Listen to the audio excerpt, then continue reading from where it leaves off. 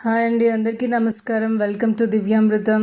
ఈరోజు మా లంచ్ ఆవ ఆకులతో చేసిన పప్పు అండి. మీరు ఎప్పుడైనా ట్రై చేశారా? ఆవ ఆకులతో. ఆవ గింజలు రెండు రకాలు ఉంటాయండి, స్మాల్ సైజు, బిగ్ సైజు. రెండు రకాలుగా పండుతాయి. రెండు ట్రై చేసి చూడండి, కుండీల్లో వేసి ఆవ గింజలతో.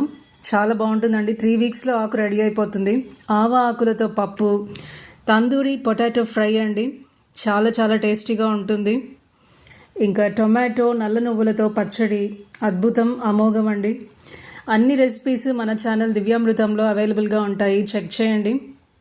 దివ్యామృతం ఛానల్లో easy lunch box ideas, weight loss dinner ideas, zero oil recipes చాలా ఉన్నాయండి.